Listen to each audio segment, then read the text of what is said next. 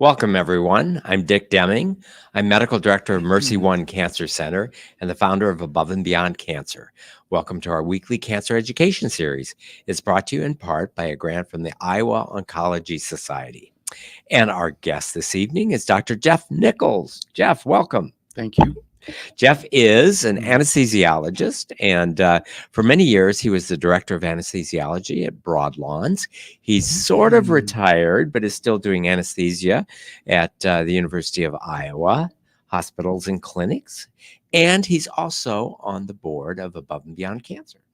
So we have lots of different connections. We sure do. So before we talk about the role of anesthesia in cancer care, tell us a bit about yourself. Where did you grow up? Ottumwa, Iowa, southeast Iowa, on a gravel road. And then I moved to Des Moines. Now, was your mailing address Ottumwa or was it agency? Rural Route 1. Rural Route 1, Yeah. Ottumwa. Okay. Yeah.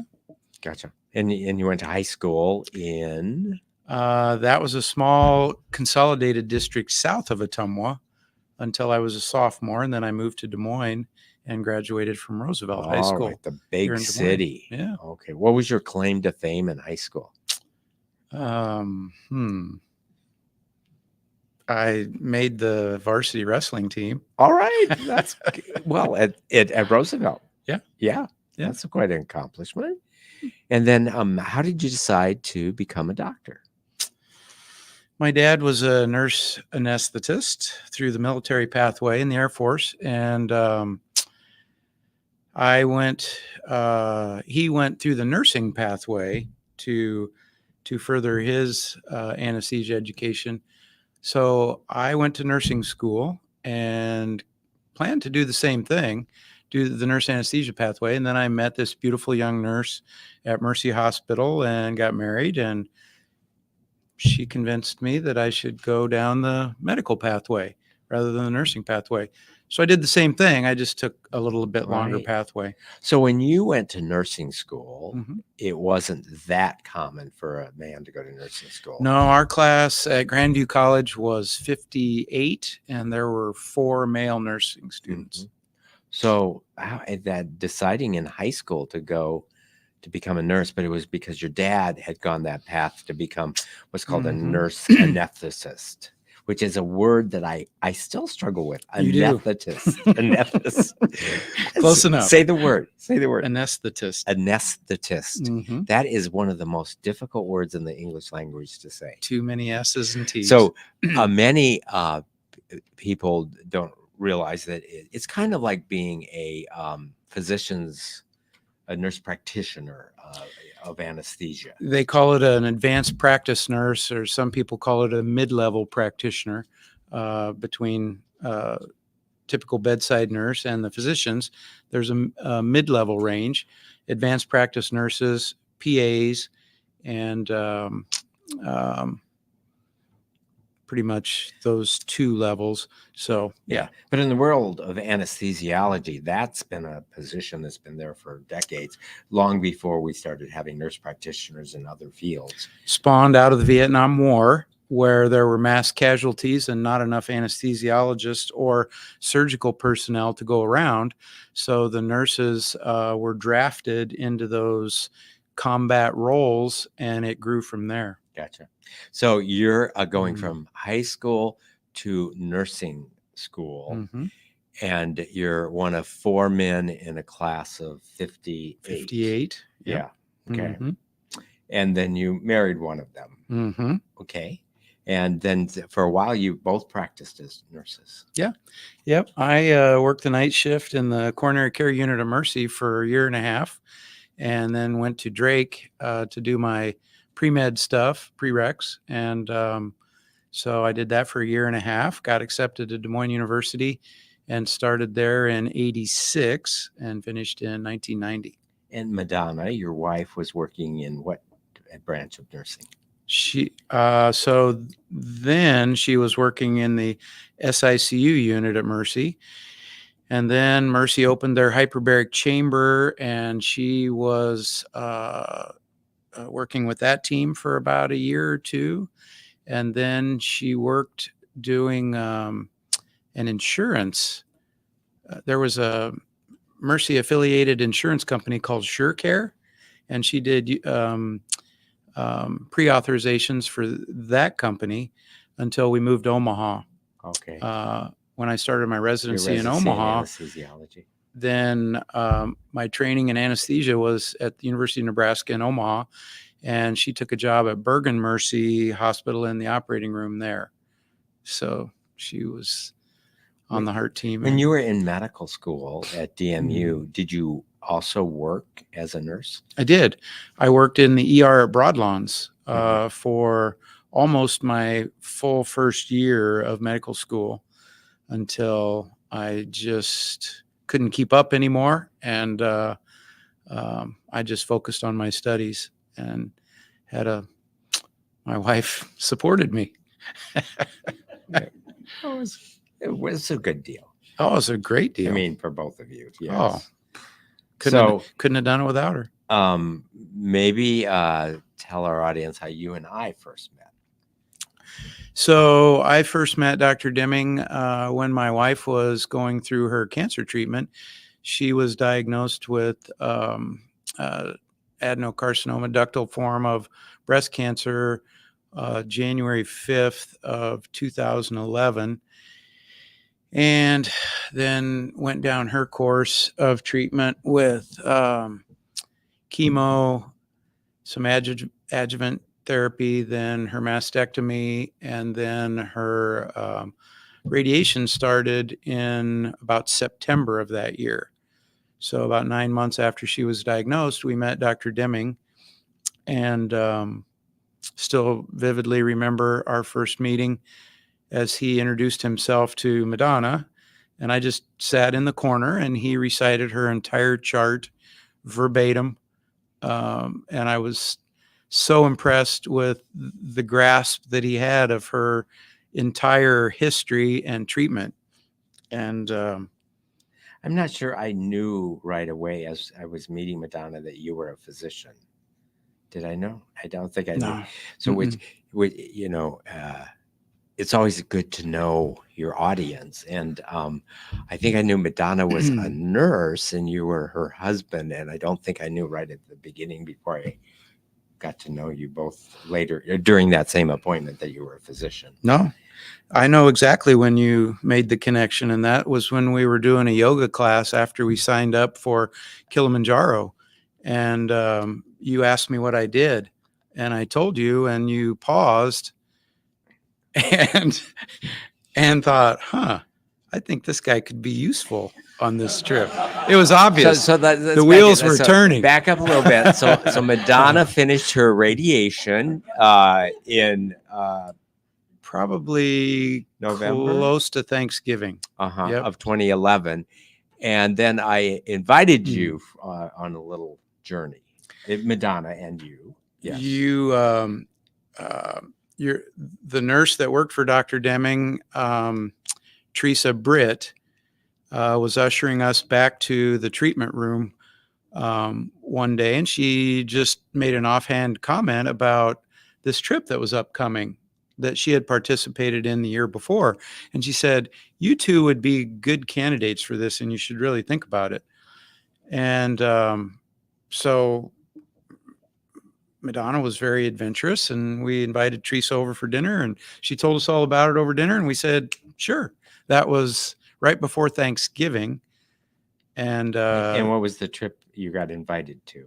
The trip to climb Mount Kilimanjaro, January 1st, 2012. Yeah, 6 weeks after we were invited. So we started training, and so it was like, so this is part of Above and Beyond Cancer. So a transformational journey, cancer survivors and caregivers on a mind, body, spirit journey that included summiting Kilimanjaro. And I'm sure in the back of my mind was, wow, I get a doctor and a nurse to help with all of the medical aspect of the trip. So that was our very first time to climb Kilimanjaro. And how did the journey to the summit of Kilimanjaro change in any way your relationship with Madonna? Well, Oh, many ways. That's such a deep question. She was going through her treatment and was feeling good by this time. The effects of the chemo had largely worn off. The radiation just barely slowed her down. And this renewed sense of purpose that one gets after doing a journey like this, as many of you know, was a big thing for her. She had for us, I would say, as individually and as a couple, gave her and us a strong sense of purpose and renewed purpose to fight the fight. And she did. She did. Mm-hmm. And then fast forward, a very engaged, as you guys both became involved with Above and Beyond Cancer and became involved in the bike rides and yoga and spin class and all of the other adventures that we were doing. And then Madonna's cancer recurred. And that cancer journey took a different. Yeah, she was diagnosed. She relapsed approximately 3 years later, and just didn't respond well to the treatment. It had spread to a large share of her lymphatic system and to her central nervous system, and the relapse was quick and massive, and she passed on Easter Sunday, 2016, 8 years ago, last Sunday. So we remembered that last week, and the role that Madonna obviously played in your life and your son, Jimmy, who's getting ready to graduate from pharmacy school, Mm-hmm. and the role she played in all of our lives as part of Above and Beyond Cancer. Yeah. And we remember her. She continues to inspire us with her indomitable will. And like many of the individuals who go on this trip, Madonna was not a mountain climber. Had many, many talents, but climbing mountains and exerting herself in those sorts of pursuit was not something she had dedicated her life to. But boy, when it came time to dig deep and find her strength, and I remember relying on her, also her nursing talents on the mountain. There was a time where one of our female patients was having some intractable nausea and needed a suppository to control it. And I remember calling on Madonna to assist with the administration of that medication. Totally unplussed. Yeah. Dick's off to the side, and we're coming up the trail, and he's looking uncomfortable. And this poor lady's not feeling well and on, just down for the count. And had already thrown up the oral nausea Yeah. medicines a couple times, so we needed to administer it. So thankfully we had some rectal suppositories that would help, but not something a radiation specialist does every day. But my nurse wife was nonplussed, and it was just another funny story. and both everybody survived and made it to the top. So yeah. Well, let's talk a bit about anesthesiology. So, in the role of cancer care, many patients, Madonna, one of them, need surgery as part of the treatment. And we don't often, when we list all of the members of the cancer care team, we list the surgeons and the radiation oncologists, the medical oncologists, and the diagnostic radiologists and the pathologists. But I will admit, I probably also don't often list the anesthesiologist as the team, but you're a crucial member of the team for those patients that are going to undergo surgery. So I thought we would maybe shed a little light on, what happens under the mask or behind the scenes, or when the patient is asleep. So, can you? In the operating room, we would say on the other side of the blood-brain barrier. Okay. So, what should a cancer patient know about the process of anesthesiology? You know, they often will think about their surgeon and they might even get a second opinion from surgeons. I don't know anybody that's ever been in the hospital getting ready for surgery and says, "Can I have a second opinion?" To the anesthesiologist who shows up, you know, right before they're getting ready to go into the operating room. Good point. I've never heard of that either. What Hmm. do you think we should know that cancer patients should know that would be beneficial for them to know about the process of anesthesia? There are a few cancer specific things that are related to what we do. Primarily, it has to do with blood products and if they need to be administered, because it's been shown pretty conclusively that in a large surgery where there's blood loss and blood needs to be administered, that can lead to worse outcomes. That's been shown pretty conclusively. Um, Not well known, just one of the things that we share with the care team. But as for specifics with a cancer patient, um, that Or just I'm anyone undergoing surgery, are there questions you should ask your anesthesiologist? Are there things that it would be helpful for patients to know? For example, is it going to be a general or a local? Is it conscious yeah. sedation versus a full blown intubation? Are there sometimes where you could do surgery with a local block and be awake? And how did those types of like what anesthesia is going to be used? How is that determined? most most people, as I end my interview and ask for questions, they say, "I just don't want to feel anything." And I said, "Well, you got to word that in a form of a question."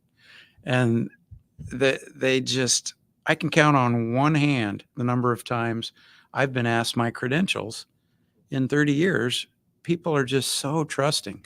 It's just phenomenal, whether it's open heart surgery, whether it's a large abdominal case, whether it's a tonsillectomy, Hmm. whether it's a fingernailectomy. It's just Hmm. remarkable how trusting people are. It must be Um, anesthesiologists do a pretty good job, and there's not like most people don't even think about who is going to be the anesthesiologist. I'm sure 99% don't remember when you leave the room after that little 5 or 10 minute conversation before they get what your name is. So you're right. It must be because you guys in general do such a good job that we don't even think about it. well, because of WebMD now, people can do a lot of their research at home. But many times when they meet with their surgeon in the office to schedule the case, patients that do have those specific questions will ask the surgeon, and they'll cover some of that. You know, what's the breathing tube look like? Does it cause a sore throat? Have you ever done this before? You know, things like that. Uh, um, but typically, they're so anxious the morning of surgery that you know, like it's like you when you talk to your banker. Sometimes you say, "Oh, I had 3 or 4 questions I wanted to ask, but then all of a sudden I can't remember." It's much the same in a medical interview, where their anxiety just kind of gets the best of them a little bit. But most questions relate to, you know, the IV. Um, you know, even though if you have good veins, they don't always go in on the first try. And breathing tubes, sore throats. Many questions are related to nerve blocks. As over the last decade, we've gotten much better for peripheral procedures like extremities, arms and legs.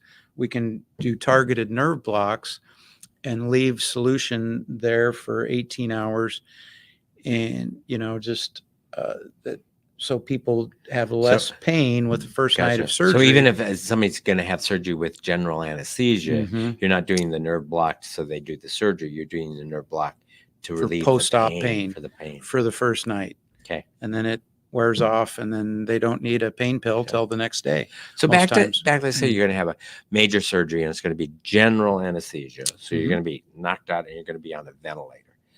Well, my experience is the first thing that happens, you're in the operating room and they give you just a little IV medicine just to make you kind of sleepy. And then my recollection is I'm out because I don't remember somebody tipping my head back and shoving a tube down my throat. So do you inject the medicine and does that make me unconscious, or does that make me stop breathing? The medicine you inject intravenously? Has everybody here had surgery? Show of hands. Everybody. So you don't, there's a preparation room and a pre-op room where they start the IV, get you in the gown, you sign your consent, all those things, shave the body part if it needs it. And then what we do gets done in the operating room.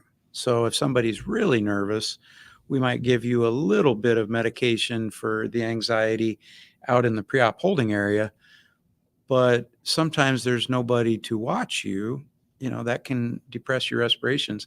So we don't do a lot of that, even if people are extra anxious, because it requires extra monitoring.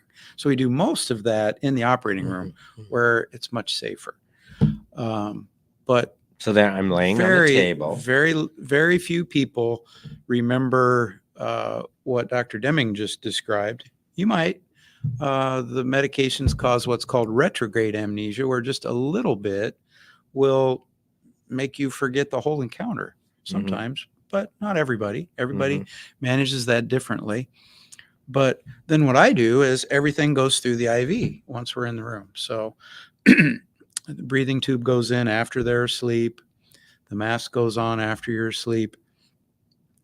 And then the surgery commences. Now, many times, have any of you ever had a nerve block for a like a arm surgery or a foot surgery, a bunion or anything?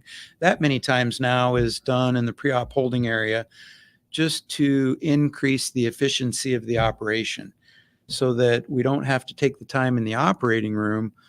It takes 10 or 15 minutes to gather the equipment, do the block, roll you into the room. So if we take that time in the operating room, it's less efficient. So more and more, we're doing that in the pre-op holding rooms ahead of time. And of course, you'll remember that with a little bit of sedation. So back to, I'm getting ready for this surgery under general anesthesia. I get a little bit of IV, and then a mask is put over and I'm asked to breathe. And I do remember that, but then I don't remember, the tube going down. So do I stop breathing? I don't actually go on a ventilator? Are you breathing for me, or are you just using the tube to pump the gas anesthesia? Is what's keeping me asleep in the IV, or is it in the gas? All of the above. Okay. I hope you got a little oxygen going on. You're breathing. You're breathing pure oxygen for about 3 or 4 minutes as you go to sleep. Gotcha. So it's the IV that puts me to sleep. So that there's a reserve. Oxygen.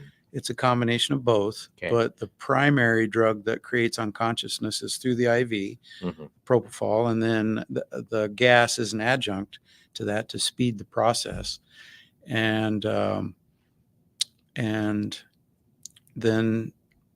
So as you said, did you stop breathing? Yes, the medications stop your breathing, and that's why the mask is there, and my right hand is there, because that becomes the ventilator. And then as soon as the tube is in and secured, then we have an anesthesia ventilator that functions as my right hand for however long the procedure takes. Yeah, so it's actually breathing for me. My breathing has stopped on my own. Correct. Okay. Yep. And then I can only imagine that once I'm out, all sorts of other things are happening with catheters and this and that and this and that, and then the knife and then the surgery, and the next thing you know, you just wake up in the in the recovery room, having been totally oblivious to everything from the time they had you breathe. Yeah, if I did my job correctly, then you don't remember a thing. There are reported cases of awareness under anesthesia. It's exceedingly rare, less than 1 in a million, literally. There's been a few movies made about that issue, and it's exceedingly rare. We do get that's on the question list every once in a while, but it's so unusual. I've never had it happen in my career. And then you guys usually visit, someone from your department makes a post-op visit, just make sure everything went okay. If they're an inpatient, yep, and if they're an outpatient, they get a phone call. Okay. Besides, so we just described general anesthesia. What does it mean if somebody's having a procedure and they're calling the anesthesia conscious sedation? What does that mean? Good question. That means different things to different people. So, because it means you're conscious, Mhm. but Would be like a colonoscopy? Is that sometimes done under Mhm. what's called conscious sedation? most people say, I just want to be out. I don't want to feel anything. But to provide conscious sedation means you have to be conscious. What Dr. Deming also knows is I have a sideline job where I provide sedation in a dental setting under conscious sedation, where many of you know how unpleasant it is in a dentist chair. Some people are dental phobics, and they say the same thing. I'm not going to feel anything, right? Well, it's not. Yes, you will. I can't tell you that. We're going to numb the gums. I'm going to give you some medicine through the IV that's going to relax you, but I can't make you unconscious because you still have to be able to open and close and breathe and participate in the procedure, open and close at appropriate times. So I can't make you unconscious, even though many people want to be unconscious. So yes, that's a very gray area where people now, what happens many times is, people's kidneys and liver break down and metabolize the medicines I'm giving at different rates. So some people are more affected by these small amounts of drugs more than others. So you can easily make somebody unconscious in that setting unintentionally. Even if you're striving for conscious sedation, they can be unconscious. So you have to be prepared. Which means they can't control their airway because their airway reflexes have been taken away by me. So when that does happen, and it does occasionally, unintentionally, then you have to have your full armamentarium of equipment to resuscitate if need be. And that does happen in a dentist office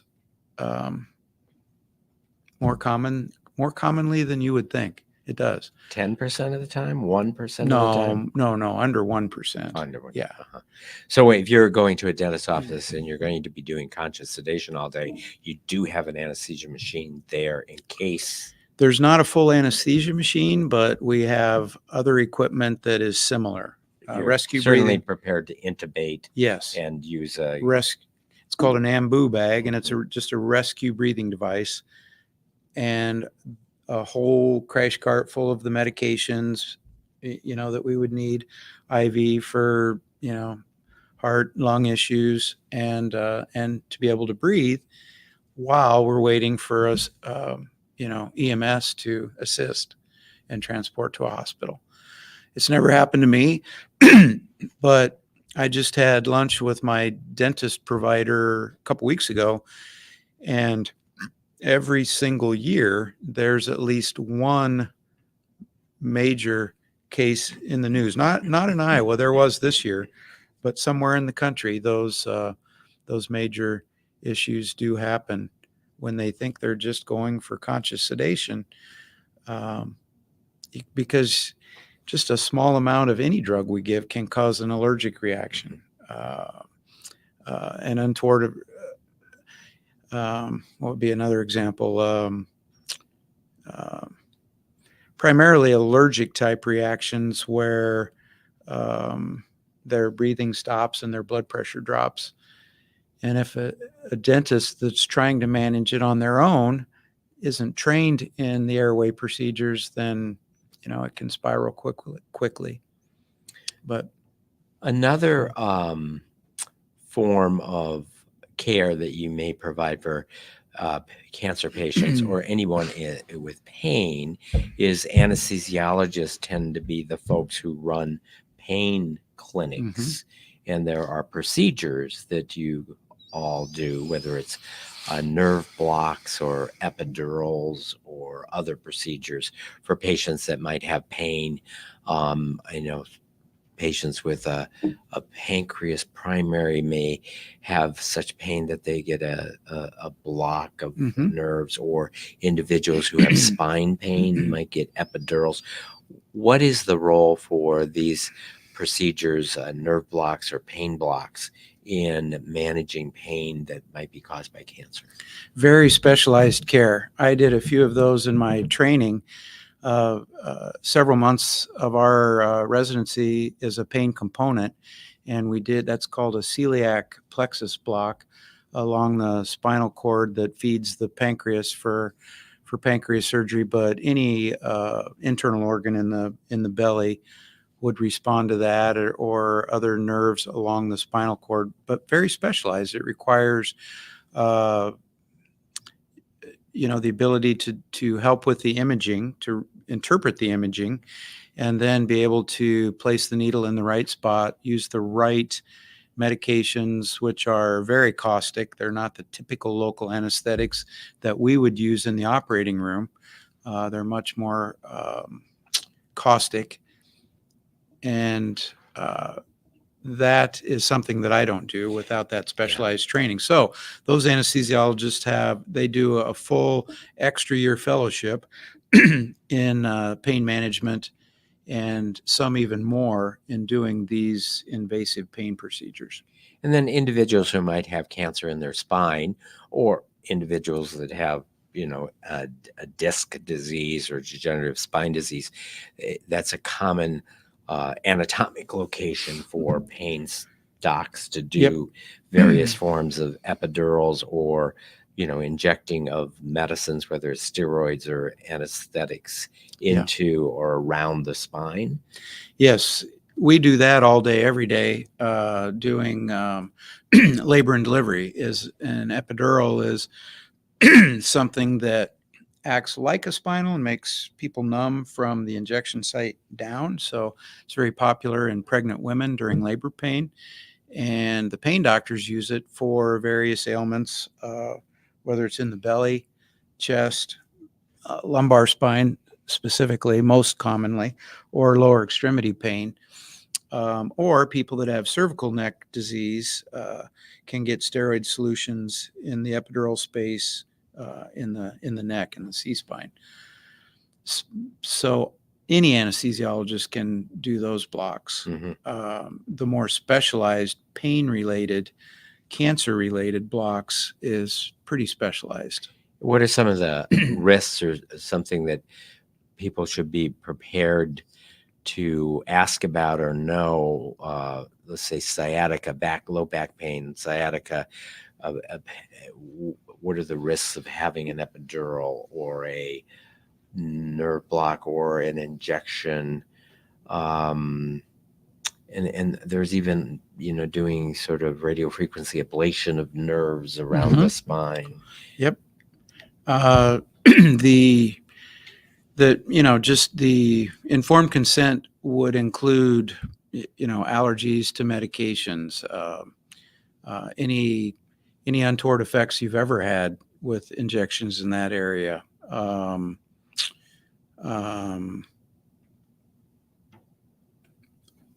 Primarily, spinal headache would be another one. If the epidural needle is not placed in the proper place, we can get what's called a CSF leak, which can cause what you all would know as a spinal headache. That happens in less than 1% of epidurals that are done at any level in the spine. It can be managed with a procedure called a blood patch, where you take your own autologous blood under sterile conditions and create a plug in the same area and stop the leak. That's probably, other than a septic So block. since you've been a doctor, have you had surgery? Mm-hmm. And so I know you had a big knee surgery that was under general anesthesia. What did you ask the anesthesiologist who came in to talk to you before he or she put you under? I asked him if he'd had a good night's sleep. Okay. Did you bring him a cup of coffee? No. Did you No. hand select your anesthesiologist? Well, I hired him, so he was well compensated. Okay.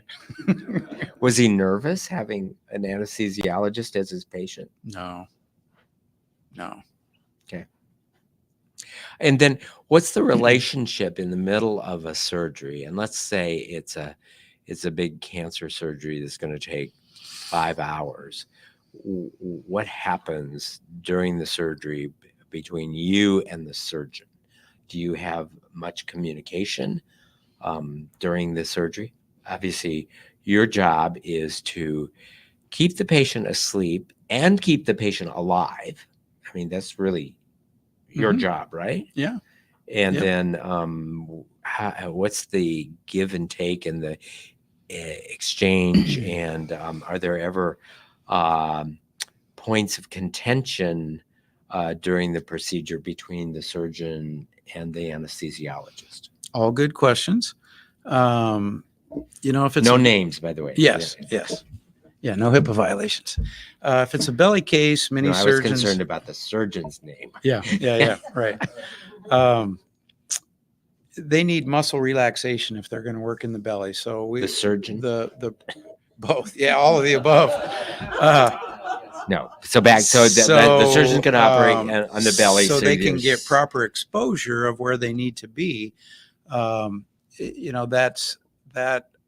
I need to make sure that the patient has adequate muscle relaxation by a couple different ways, all medication related. And I have a monitoring device that helps me make sure that they're completely paralyzed so that the surgeon doesn't have exposure issues. Other issues would be with blood pressure. And the surgeon might give you some feedback if they're saying, hey, there's muscle contractions happening down there. There's guts in the field, then, they're probably not fully relaxed. What do they usually say at that point to you?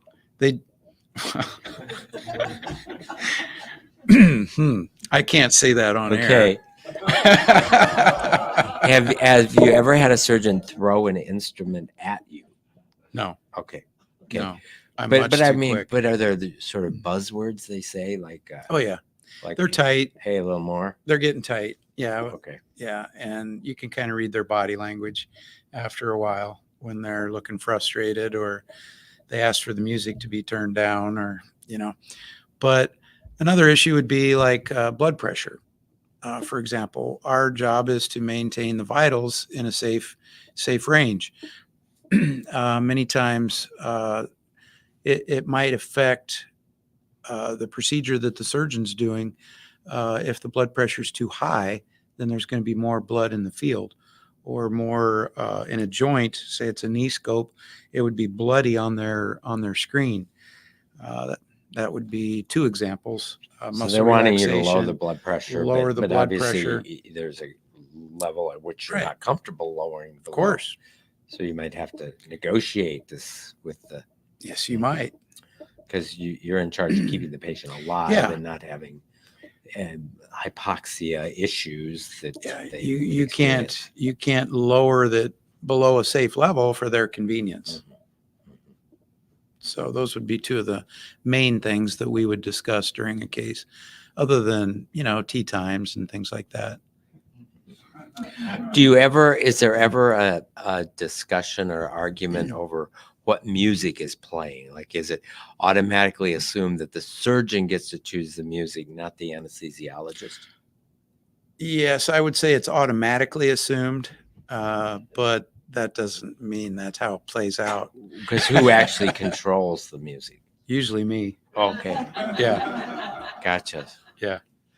And so, what's it like? And I know you are now working. You're retired, but working part time at the University of Iowa. So you're working with surgeons that you'd not worked with ever before. Yeah.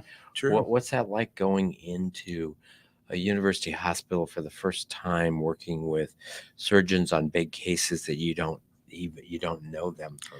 Good question. It's a little uncomfortable. It's nice to know how somebody's going to react when the chips are down. And, with many of the surgeons that I worked with for decades, I I knew how they would react if we had an emergency mid case, and with a new surgeon, that's an unknown. It's exceedingly good there. They're all so professional and so competent, but um, there's a team approach. Mhm. So I'm there. Right. I'm there supervising 2 or 3 rooms with nurse anesthetists and residents, and getting me up to speed takes a little bit to make sure I'm comfortable on, a new computer, a new anesthesia machine, a new pump for the medication. But, it's all just And a all matter new of, staff. And not yeah. only do you not know them, they don't know you.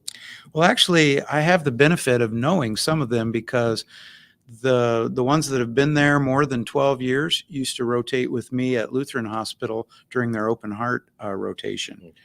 And I've run into 3 or 4 that have stopped me in the hall and said, "I remember you." Mhm. And so that's been good. Okay. Good. Well, let's open up some questions here. So, anything is fair game. We can talk about anesthesia, um, and we can also talk about what it's like to be a caregiver for someone who has cancer and has gone through the cancer journey, to be a person who's been widowed, losing a spouse to cancer, or about above and beyond cancer journeys. So let's open it up to questions. I've got one. Side effects of anesthesia. Side effects Mhm. of a general anesthetic or regional side effects. Most people, the most common side effect is a sore throat from the breathing tube. It's almost always self-limited within 24 to 48 hours, as the irritation heals itself quickly. The cell turnover is very quick there, and it's almost always very self-limited. Some people get corneal abrasions if we're not very careful with their eyes. If it's a long case and we don't secure the eyelid, they can have a foreign body sensation. And nausea. Nausea is very common. Not very common. It's much less common than it was when I was a resident because of cancer drugs. The most common drug that we use was one that started in the cancer world 20 years ago called Zofran. And but Is that generally there's given is intravenously during the procedure? in somebody that has a history, and it's most common in women of childbearing age, and over 40 years, or right around middle aged, I should say, have the most common incidents of nausea and vomiting. Then we give it pre-op. So and that's given pretty much every 4 hours until the symptoms are gone. So we can give a pre-op dose, we can give it in the recovery room, send them home with a dose, and that usually covers it. But there's 4 or 5 receptors in the brain that control nausea and vomiting. So we have 4 or 5 different medications that we use if we need to.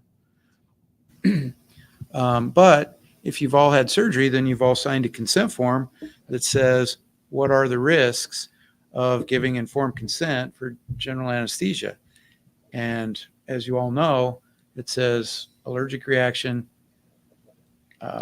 unconsciousness, and death can occur. It's exceedingly rare, and it's gotten safer and safer from the time I was a resident 30 years ago, before some of the safety monitoring was in place, primarily a modality called pulse oximetry.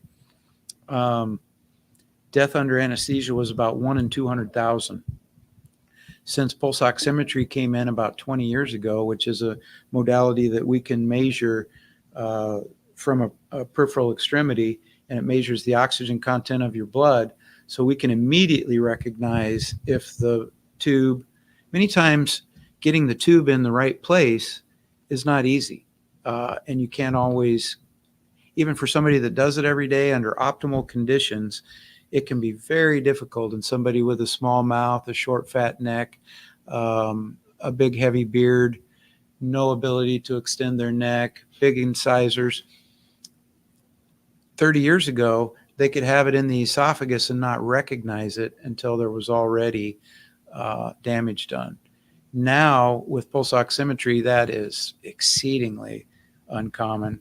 And so that's been the primary benefit of that. Anesthesia is very safe to the point where now it's death under anesthesia is less than 1 in 500,000. Other question? So I have a follow-up question on that, is that like when you do a local, it seems like your recovery time is almost immediate and there's not a lot of side effects. But one of the side effects that I've dealt with is, let's say if you have a general anesthesia, I mean, it's not like immediately, but like 4 or 5 days, then other parts of your body starts working again. So is that common or uncommon? So you said local anesthesia at first. Right. And that seemed to me where my recovery time, where my body functions start coming back almost immediately. So where you're pointing, I wonder whether you're talking about digestion or constipation, that's right. With it, when you've experienced general anesthesia, you've kind of taken a few days before your bowels started moving again. Yeah, absolutely. That's what I was So getting does at. general anesthesia slow the- down bowel function? If you have normal kidney and liver function, the medications are out of your system in 12 to 24 hours. But what you're referring to is just if you're referring to like a appendectomy or something that's in your belly, just the manipulation of a bowel creates kind of stuns your bowel. It's called ileus, and that can last in some people just a few hours, and in some people it can be a few days. It's so the extremely normal variable. motion of the bowel has been interfered with. And it can have but to answer your question, the anesthesia has no effect on that at all. Okay. So, And then my last question here is, how many operations do you assist in a day? every day is different. A typical day would be, it depends if you're doing an ENT room where you're doing a bunch of tonsils or ear tubes, you might do 10 or 12. If you're working in a general surgery room where you're doing an appendectomy and a gallbladder, it might be 3 or 4. If you're working in an orthopedic room where you're doing a total knee joint and maybe fixing some fractures, 2 or 3. If you're working in an open heart room, 1 to 2. So each type of specialty has cases that have different durations of the case. But a typical workday for me is 10 hours, 9 to 10 hours. We have a question over here. Yes.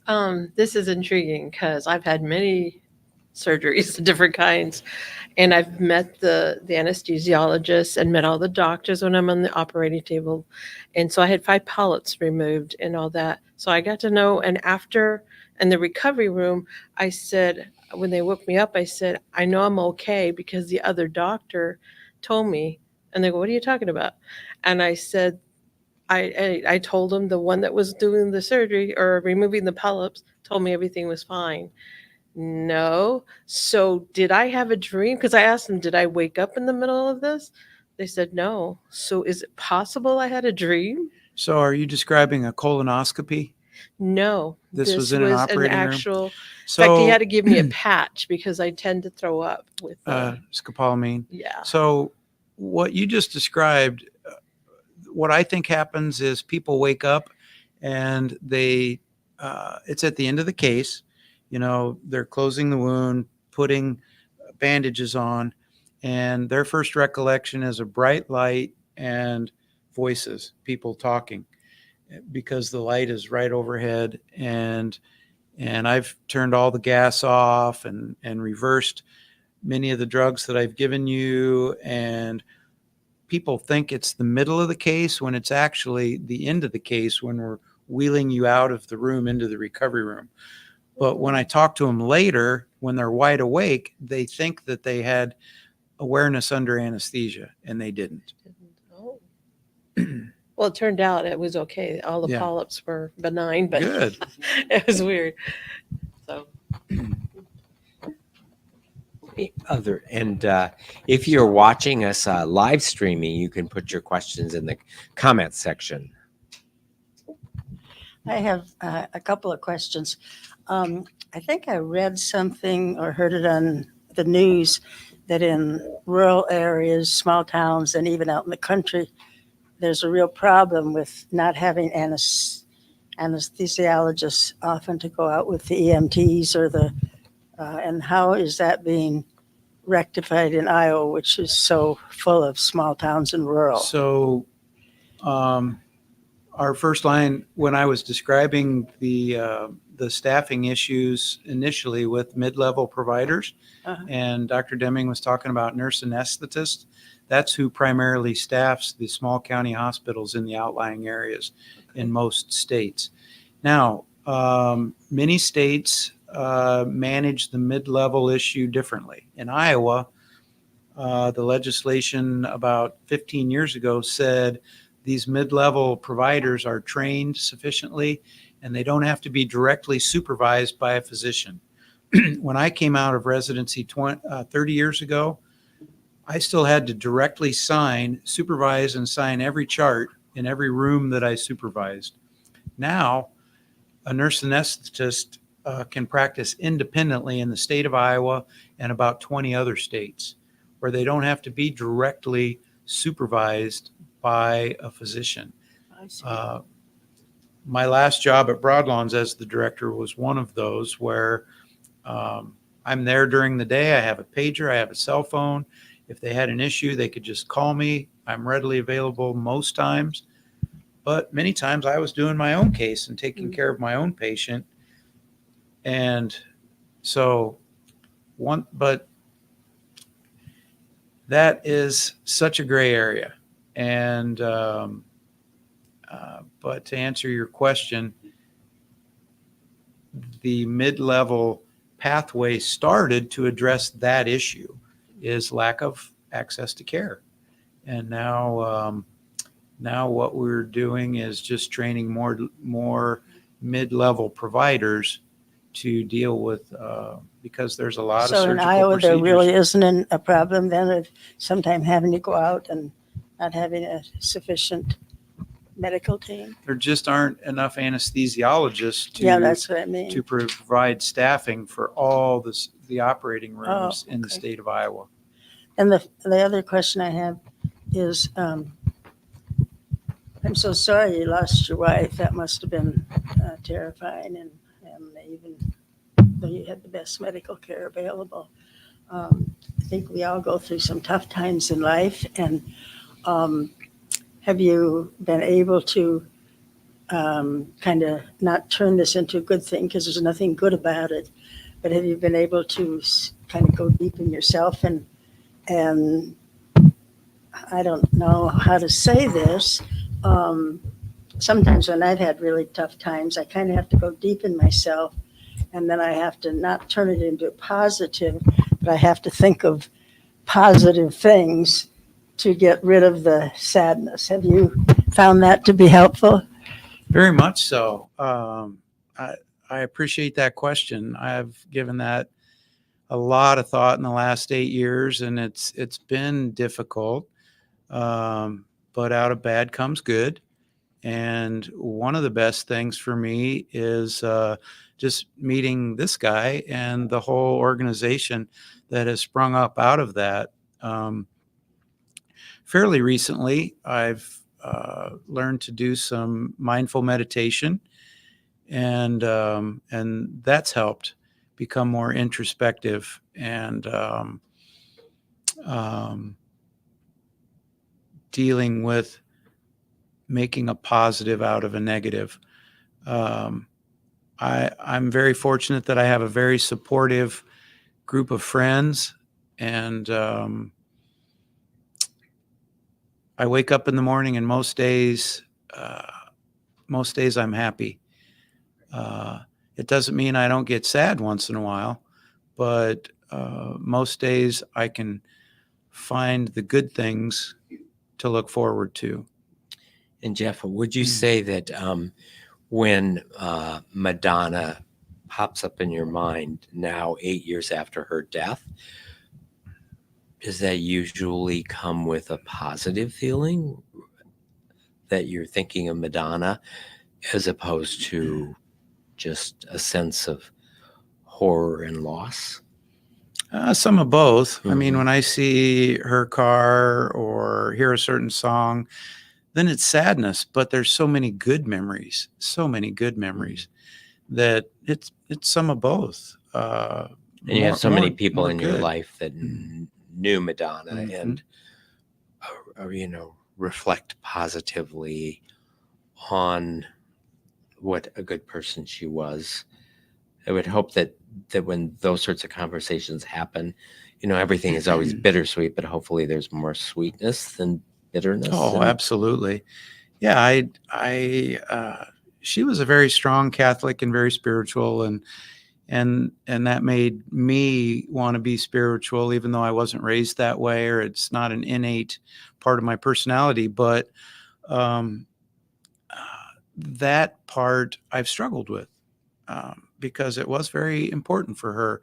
And as I've dealt with my spirituality after her passing, that's probably been the hardest thing for me, is trying to make sense out of things that used to make sense, don't always make sense to me now. And it's very much a gray area, where earlier in my life it seemed to be very black and white. And but the mindful meditation helps me look at things in ways that are different, and with more of a universal theme rather than specific theme. And it's a good question. I think we're going to end with that. Thank you, Jeff, for being our guest. Thank you you for for sharing having me. your professional expertise, but also for sharing your personal story. I really appreciate it. Thanks for having me.